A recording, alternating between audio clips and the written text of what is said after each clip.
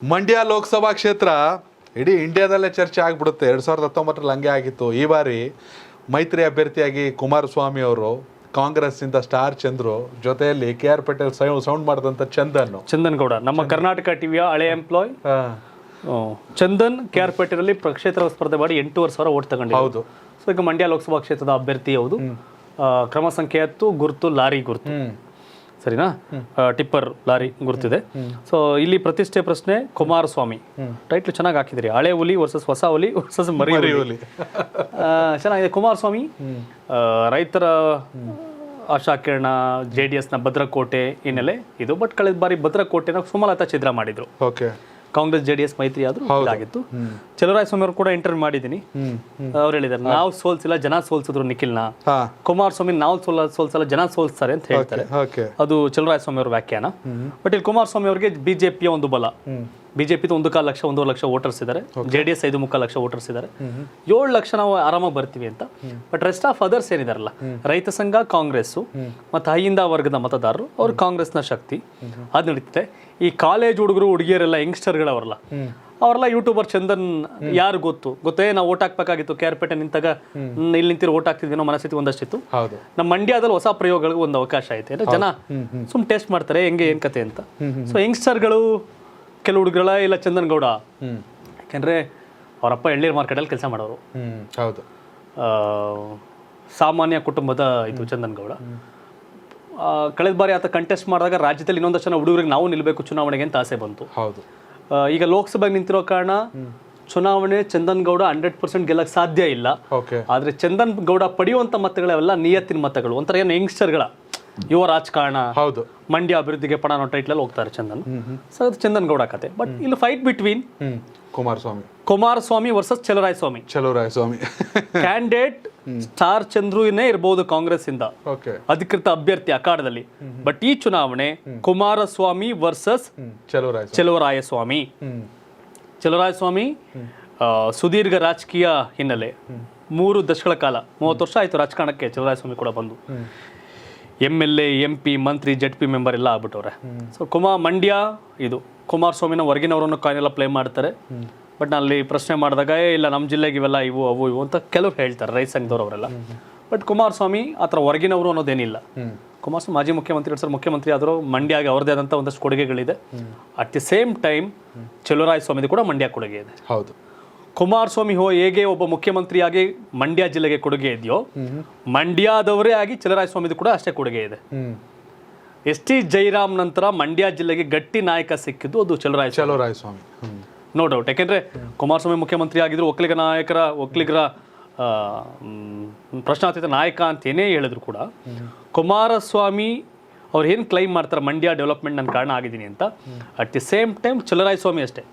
ಸಾರಿಗೆ ಸಚಿವ ಆದಾಗ ಒಂದಷ್ಟು ಬಸ್ ಸ್ಟ್ಯಾಂಡ್ಗಳು, ಅಷ್ಟು ಡಿಪೋಗಳು, ಮಂಡ್ಯ ಸಪ್ರೇಟ್ ಡಿವಿಷನ್ ಎಲ್ಲ ಮಾಡಿದೆ ಚಲುವರಾಯಸ್ವಾಮಿ. ಮಂಡ್ಯ ಮೆಡಿಕಲ್ ಕಾಲೇಜ್ ಬರ್ಲಿಕ್ಕೂ ಪ್ರಮುಖ ಕಾರಣ ಚಲುವರಾಯಸ್ವಾಮಿ. ಸೊ ಹಾಗಾಗಿ ಮಂಡ್ಯಗೆ ಕುಮಾರಸ್ವಾಮಿದು ಒಂದು ರೀತಿ ಕಾಂಟ್ರಿಬ್ಯೂಷನ್ ಆದ್ರೆ ಚಲುವರಾಯಸ್ವಾಮಿದು ಒಂದು ಕಾಂಟ್ರಿಬ್ಯೂಷನ್ ಇದೆ. ಸೊ ಹಾಗಾಗಿ ಸ್ಟಾರ್ ಚಂದ್ರು ಅಭ್ಯರ್ಥಿ ನೆಪ ಮಾತ್ರ, ಅದು ನಿಜವಾದ ಅಭ್ಯರ್ಥಿ ಚಲುವರಾಯಸ್ವಾಮಿ. ಹಾಗಾಗಿ 7 ಜನ ಕಾಂಗ್ರೆಸ್ ಅವರು ಇದ್ದಾರೆ, ರೈತ ಸಂಘದವರು ಸೇರಿ, 1 ಮಾತ್ರ JDS MLA. ಬಟ್ ಫೈಟ್ ಆಗ್ತಿದೆ. ಯಾಕಂದ್ರೆ ಇದುವರೆಗೂ ಕಳೆದ 30 ವರ್ಷದಲ್ಲಿ ಅತಿ ಹೆಚ್ಚು ಲೀಡಲ್ ಗೆದ್ದಿರೋದೇ ಸುಮಲತಾ ಅವರು, 1.25 ಲಕ್ಷ. ಹೌದು. ಅದಕ್ಕೂ ಮುಂಚೆ ಮಂಡ್ಯದಲ್ಲಿ ಯಾರೇ MP ಆದ್ರೂ ಅದು 24,000, 25,000, 30,000. ಹೌದು. ಸರಿನಾ? ಅತಿ ಕಡಿಮೆ ಅಂತ ಅಂದ್ರೆ ರಮ್ಯಾ ಸೋತಿದ್ದು 5,000ದಲ್ಲಿ, ಪುಟ್ಟರಾಜು ಗೆದ್ದಿದ್ದು 5,000ದಲ್ಲಿ ಬಿಟ್ರೆ ನಮ್ಮ ಮಂಡ್ಯ ಯಾವತ್ತೂ 2 ಲಕ್ಷ 20-30 ವರ್ಷದಲ್ಲಿ ದಾಟಿಲ್ಲ ಅಂತರ. ಸೊ ಹಾಗಾಗಿ ಇದು ಚಂದನ್ ಗೌಡ KR ಪೇಟೆ 8,500 ಓಟ್ ತಗೊಂಡಿದ್ರು. ಆ ಲೆಕ್ಕಾಚಾರ ನೋಡಿದಾಗ 5,000 ಒಂದು ಯಂಗ್ಸ್ಟರ್ ಹುಡುಗರುಗಳು, ಕಾಲೇಜ್ ಹುಡುಗರು, ಬಿಸಿ ರಕ್ತದ ಹುಡುಗರು ಹುಡುಗಿಯರು ಓಟ್ ಹಾಕಿದ್ರು ನಮ್ಮ ಚಂದನ್ ಗೌಡ ಒಂದು 30,000, 40,000, ಒಂದು 50,000 ಮತ ಪಡಿಬೋದು. ಈಗ ಹೋಗಿ ಮಂಡ್ಯದಲ್ಲಿ ರಾಜಕಾರಣ ಮಾಡಕ್ಕೆ MP ಹಾಕಿ 100 ಕೋಟಿ ಬೇಕು ಅಂತ ಇವತ್ತು ಇದು ಓಟ್ಗೆ 500 ರೂಪಾಯಿ ಹಂಚ್ತೀನಿ ಅಂತಂದ್ರು. ನಾನು ಹಂಚೋದ್ರ ಬಗ್ಗೆ ಸಪೋರ್ಟ್ ಮಾಡ್ತಿಲ್ಲ, ಗ್ರೌಂಡ್ ಬಗ್ಗೆ ಹೇಳ್ತಾ ಇದ್ದೀನಿ. 16 ಲಕ್ಷ 15 ಲಕ್ಷ ವೋಟರ್ಸು, 10 ಲಕ್ಷ ವೋಟರ್ಸ್ 500 ರೂಪಾಯಿ ಹಂಚಿನ 50 ಕೋಟಿ ಬೇಕು, ಖರ್ಚಿಗೆ 70 ಕೋಟಿ ಬೇಕು, ಓಟ್ 1000 ಹಂಚಿನ 100 ಕೋಟಿ ಬೇಕು. ಇದೆಲ್ಲದರ ನಡುವೆ ಶಿವನು, ಯೋಗಿನೋ, ಚಂದನ್ನೋ, ರಮೇಶನೋ, ಸುರೇಶನೋ ಒಬ್ಬ MP ಆಗ್ಬೇಕು ಅಂತಂದ್ರೆ ಸಾಮಾನ್ಯರ ಮಕ್ಕಳು ನಾವು 50 ಕೋಟಿ 100 ಕೋಟಿ ಇಟ್ಕಡೆ ಬರಕ್ಕಾಗಲ್ಲ, ಆಗಲ್ಲ. ಹಾಗಾಗಿ ಚಂದನ್ ಗೌಡ ಒಂದು ಸ್ಪರ್ಧೆ, ಒಂದು ಸಾಂಕೇತಿಕ. ಚಂದನ್ ಗೌಡ ಒಂದು ಸ್ಪರ್ಧೆ, ಯುವಕರಿಗೆ ಸ್ಫೂರ್ತಿ, ಒಂದು ಲೆಕ್ಕಾಚಾರ. ನಾನು ಆಗ್ಲೇ ಹೇಳಿದೆ, ಚಂದನ್ ಗೌಡ ಗೆಲ್ಲಲ್ಲ, ಕಾಂಪಿಟೇಟರ್ ಅಲ್ಲ, ಚಂದನ್ ಗೌಡ ಗೆಲ್ಲಲ್ಲ. ಓಕೆ. ಆದ್ರೆ ಚಂದನ್ ಗೌಡ ಸ್ಪರ್ಧೆ ಉದ್ದೇಶ ಗೆಲ್ಲತ್ತಷ್ಟೇ. ಓಕೆ. ರಾಜಕೀಯ ಮಾಡಕ್ಕೆ ಪಾಳೆಗಾರ ಮಕ್ಕಳೇ ಆಗಿರ್ಬೇಕಾ? ರಾಜಕಾರಣಿಗ ಕಂಟೆಸ್ಟ್ ಮಾಡಕ್ಕೆ MLA ಮಕ್ಕಳೇ ಆಗ್ಬೇಕಾ? ಮಂತ್ರಿ ಮಕ್ಕಳೇ ಆಗ್ಬೇಕಾ? ಇಲ್ಲ. ನಮ್ಮಂತ ನಿಮ್ಮಂತ 25 ವರ್ಷ ಆದಂತ ಹುಡುಗರು ರಾಜಕಾರಣಕ್ಕೆ ಬರಬೇಕು ಅಂತ ಮನಸ್ಥಿತಿ ಯಾರು ಬೇಕಾದ್ರೂ ಬರ್ಬೋದು ಅನ್ನೋದಕ್ಕೆ ಸ್ಫೂರ್ತಿ ಚಂದನ್ ಗೌಡ. ಹೌದು. ಆ ಕಾರಣಕ್ಕೆ ಹೆಚ್ಚು ಓಟ್ ಬೀಳ್ಬೇಕಷ್ಟೇ, ಬೇರೇನಿಲ್ಲ. ಹೌದು. ಚಂದನ್ ಗೌಡ ಗೆದ್ದುಬಿಡ್ತಾನೆ ಅಂತಾರೆ, ನಾನು ಮೂರ್ಖ, ನಾನು ಹುಚ್ಚ. ಆದ್ರೆ ಚಂದನ್ ಗೌಡ ಉದ್ದೇಶ ಇದೆಯಲ್ಲ, ಆ ಉದ್ದೇಶ ಗೆಲ್ಲಬೇಕು ಅಂದ್ರೆ ಜಾಸ್ತಿ ಓಟ್ ಬೀಳ್ಬೇಕಷ್ಟೇ. ಹಾಗಾಗಿ ಇದು ಕತೆ. ನಾನು ಮಂಡ್ಯ ಪಾಲಿಟಿಕ್ಸ್ ಆಗ್ಲೇ ಹೇಳಿದೆ. ಕುಮಾರಸ್ವಾಮಿ ಅವರು ಈಗ ಗೊತ್ತಿರಲಿ, ಅವರು ಶ್ರೀರಂಗಪಟ್ಟಣಕ್ಕೆ ಮೊನ್ನೆ ಬಸ್ಗಳು ಕಳಿಸಿಲ್ಲ ನಾಮಿನೇಷನ್ಗೆ ಅಂತ ಸಚಿದಾನಂದ ಕಡೆಯವರು ಯಾರು ಬರಲಿಲ್ಲ. ಓಕೆ. ಸಚಿನೇ ಬಂದಿಲ್ಲ. ಇಂಪಾರ್ಟೆಂಟ್ ಆಗಿ ಬೂತ್ ಕಾಸು ಕೊಡ್ಬೇಕಾದ್ರೆ JDS ಅವ್ರ ಖರ್ಚು ಕೊಡಬೇಕು, BJP ಅವ್ರ ಖರ್ಚು ಕೊಡಬೇಕು. ರಾಜಕೀಯ ಬಂದ್ಬಿಟ್ಟೈತೆ ನಂಗೆ. ಇದೇ ಶಿವ ಅವರೇ, ನೀವು ಹಿಂಗೆ ಮೈತ್ರಿ ಆಗವ್ರೆ, ನೀವು ಬೂತ್ ಕಾಸು ಅಂತೀರಿ, ಮೋದಿ ಮುಖ ನೋಡಲ್ವಾ ಅಂತ. ಕಾರ್ಯಕರ್ತರು ಲೋಕಲಲ್ಲಿ ಒಂದು 100 ಜನ ಕರೆದ್ಬಿಟ್ಟು ನೀವು ಮೋದಿ ಮುಖ ನೋಡ್ತೀರಾ, ಬೂತ್ ಕಾಸು ನೋಡ್ತೀರಾ ಅಂತಂದ್ರೆ 80 ಜನ ಬೂತ್ ಕಾಸು ಅಂತಾರೆ, 20 ಜನ ಮೋದಿ ಮುಖ ಅಂತಾರೆ. ಹೌದು. BJP ಕಾರ್ಯಕರ್ತರಿಗೆ. ಹಾಗಾಗಿ ಶ್ರೀರಂಗಪಟ್ಟಣ ಸಚ್ಚಿದಾನಂದ 42,000 ಓಟ್ ಪಡೆದಿರೋದು ಕೈ ಮುಗ್ದಲ್ಲ, ಕೈ ಮುಗ್ದಿ, ಕೈ ಕಟ್ಟಿ, ಕೈ ಕೊಟ್ಟಿ. ಕೈಗೆ ಕೊಟ್ಟಿ, ಕೈ ಮುಗ್ದು, ಕೈ ಕಟ್ಟಿ ಓಟ್ ಕೇಳಿ ತಗೊಂಡಿರೋದು 42,000. ಹೌದು. ಹಾಗಾಗಿ ಆ ಉಳಿಸ್ಕೋಬೇಕು ಅಂತಂದ್ರೆ ಅವ್ರ ಕಾರ್ಯಕರ್ತರು ಖರ್ಚು ಮಾಡೋ ಕಾಸು ಬೇಕಲ್ಲ. ಹೌದು. ಬೂತ್ ಖರ್ಚು ಕಾಸು ಇವೆಲ್ಲ ಇರ್ತವೆ. ಸೊ ಆ ವ್ಯತ್ಯಾಸಗಳು ಒಂದೊಂದು ಕ್ಷೇತ್ರದಲ್ಲಿದೆ. ಶ್ರೀರಂಗಪಟ್ಟಣ ಬೂತ್ ಕಾಸಿಂದ 10,000 ಓಟ್ ವ್ಯತ್ಯಾಸ ಆಗೋದಾದ್ರೆ, ಇಡೀ ಜಿಲ್ಲೆಯಲ್ಲಿ BJP 1,82,000 ಓಟಲ್ಲಿ ಬೂತ್ ಖರ್ಚು ಕಾಸಿಂದಾನೆ 20,000 30,000 ವ್ಯತ್ಯಾಸ ಆಗ್ಬೋದು ಓಟೊಂದು. ಬೆಂಗಳೂರು ಗ್ರಾಮಾಂತರ ಸಂಬಂಧಪಟ್ಟ ನಾಯಕರಿಗೂ ಮಾತಾಡ್ತಾ ವಿಷಯ ಹೇಳ್ತಿರ್ತೀನಿ. ಸೊ ಹಾಗಾಗಿ ಮಂಡ್ಯ ರಾಜಕಾರಣ ಇವತ್ತೇ ಬರೆದಿಟ್ಕೊಳ್ಳಿ, ಕುಮಾರಸ್ವಾಮಿ ಗೆಲ್ತಾರೆ ಅಂತ ಎದೆ ತಟ್ಟಕೆ. ಅವರು ಕಾರ್ಯಕರ್ತರ ಗ್ರೌಂಡಲ್ಲಿ ಗೊತ್ತು ಏನಾಗ್ತದೆ, ಏನು ವಾತಾವರಣ ಅಂತ. ಹೌದು, ನಾಲೆಗಳಿಗೆ ನೀರು ಬಿಟ್ಟಿಲ್ಲ ಅನ್ನೋ ರೈತರ ಆಕ್ರೋಶ ಇದೆ. ನಮಗೆ ಅಕೌಂಟ್ಗೆ 2,000 ಬರುತ್ತೆ ಅಂತ ಸೈಲೆಂಟಾಗಿ ಒಳಗೋ ಅನ್ಕೊಳ್ಳೋ ಹೆಣ್ಮಕ್ಳು ಒಂದಷ್ಟು ಜನ ಅವರೇ. ಹೈಂದ ಒಂದಷ್ಟು ವೋಟರ್ಸ್ ಇದೆ. ಮುಸ್ಲಿಮ್ಸ್ ಓಟ್ ಹಾಕಲ್ವಾ ಹೆಚ್ಚು ಕಮ್ಮಿ 1%. ಹೌದು. ಕುರುಬ ಕಮ್ಯುನಿಟಿದು ಓಟ್ ಹಾಕಲ್ವಾ?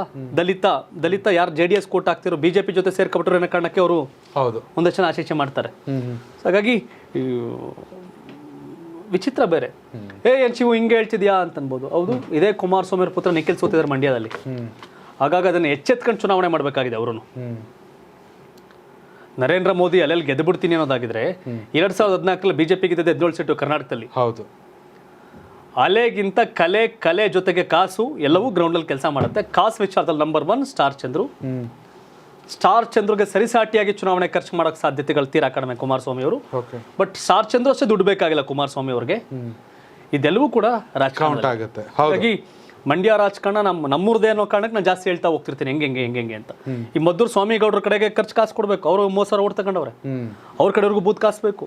ಮಳವಳ್ಳಿ ಮುಂದರಾಜು 25,000 ಓಟು ಅವ್ರ ಕಡೆಯವ್ರಿಗೆ ಬೇಕು. ಉದ್ವ ತುಂಡುವ ಇಂದ್ರೇಶ್ ಕಡೆಯವ್ರ ಕಾಸು ಬೇಕು ಮೇಲ್ಕೋಟೆಯಲ್ಲಿ.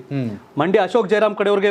ಅಂದ್ರೆ ಈ ಬೂತ್ ಕಾಸು ಕೂಡ ಇಂಪಾರ್ಟೆಂಟ್ ಪಾಲಿಟಿಕ್ಸ್ ಅಲ್ಲಿ, ಗ್ರೌಂಡ್ ಅಲ್ಲಿ. ಈ ಗ್ರಾಮ ಪಂಚಾಯತ್ ಲೆವೆಲ್ ರಾಜಕಾರಣ ಆಗ್ಬಿಟ್ಟೈತೆ. MP ಎಲೆಕ್ಷನ್ ಕೂಡ MP ಗೊತ್ತಲ್ಲ, ಸೆಂಟ್ರಲ್ ನೋಡಿ ಓಟ್ ಹಾಕ್ತಾರೆ. ಇಲ್ಲೂ MLA ರೇಂಜ್ಗೆ ಕಾಸು ಖರ್ಚು ಮಾಡುವಂತ ಅನಿವಾರ್ಯತೆ ಸೃಷ್ಟಿ ಆಗ್ಬಿಟ್ಟಿದೆ, ಅಂತ ಸಂದರ್ಭ ಸೃಷ್ಟಿ ಆಗ್ಬಿಟ್ಟಿದೆ. ಹಾಗಾಗಿ ಹಳೆ ಹುಲಿ ಕುಮಾರಸ್ವಾಮಿ ಅವರು, ಇನ್ನೊಂದು ಯಾವ್ದೋ ಹುಲಿ ಅಂದ್ರಲ್ಲ, ಹೊಸ ಹುಲಿ ಮರಿ ಹುಲಿ, ಸ್ಟಾರ್ ಚಂದ್ರು ಅಂಡ್ ಚಂದನ್ ಗೌಡ 8,500 ಮತ ಪಡೆದಿತ್ತು. ಹೌದು. ಕೆಲವೇ ಲಕ್ಷ ಯೂಟ್ಯೂಬಲ್ಲಿ ದುಡ್ದಂತ ಹಣ ತಂದೆ. ಈಗ ಮದುವೆ ಬರ ಆಗೋನ್ ಚಂದನ್ ಈಗ ದುಡ್ದಂತ ಜನಗಳ ಹತ್ರ ಒಂದಷ್ಟು ಜನ ಸಹಾಯ ಮಾಡಿ ಚಂದ ಎತ್ತಿ ಚುನಾವಣೆ ಮಾಡ್ತಾರೆ. ಹಾಗಾಗಿ ಚಂದನ್ ಸೋತರು ಗೆದ್ದಂತೆ, ಚಂದನ್ ಉದ್ದೇಶ ಗೆಲ್ಲುತ್ತೆ. ಹಾಗಾಗಿ ಮಂಡ್ಯದಲ್ಲಿ ಇರ್ತಕ್ಕಂಥ 1-1.5 ಲಕ್ಷ 2 ಲಕ್ಷ ಯಂಗ್ಸ್ಟರ್ ಅಲ್ಲಿ ಒಂದಷ್ಟು % ಹುಡುಗರು ಹುಡುಗಿರು ಓಟ್ ಹಾಕಿದ್ರು ಸಾಕು ಚಂದನ್ ಗೌಡ. ಕ್ರಮ ಸಂಖ್ಯೆ 10 ಚಂದನ್ಗೆ ಓಟ್ ಅನ್ಕೊಂಡು ಕ್ಯಾಂಪೇನ್ ಏನೋ ಮಾಡ್ತಾರಲ್ವ. ಹಂಗೆ ಇದು ಮಂಡ್ಯ ಪಾಲಿಟಿಕ್ಸ್. ಎಸ್ ವೀಕ್ಷಕರೇ, ಮಂಡ್ಯ ಲೋಕಸಭಾ ಚುನಾವಣೆ ನೀವು ಕೂಡ ಕಾಮೆಂಟ್ ಮೂಲಕ ತಿಳಿಸಿ. ಯಾರು ಸಂಸದರಾಗಬೇಕು, ಕುಮಾರಸ್ವಾಮಿ ಅವರ, ಸ್ಟಾರ್ ಚಂದ್ರನ, ಹಾಗೆ ಯಾರು ಪ್ರಧಾನಿ ಆಗ್ಬೇಕು ಅನ್ನೋದನ್ನ ಕಾಮೆಂಟ್ ಮಾಡಿ. ಧನ್ಯವಾದಗಳು. ಕರ್ನಾಟಕ ಟಿವಿ, ಕನ್ನಡಿಗರ ಧ್ವನಿ. ಜನ ಪ್ರತಿದಿನ ಟೈಮ್ ಸರಿಯಾಗಿ ಊಟ ಮಾಡ್ತಾರೋ ಬಿಡ್ತಾರೋ, ಆದ್ರೆ ಪೊಲಿಟಿಕಲ್ ಟ್ರೆಂಡ್ ಏನಿದೆ ಅಂತ ಪ್ರತಿದಿನ ಪ್ರತಿ ಕ್ಷಣ ಕಾಯ್ತಿರ್ತಾರೆ.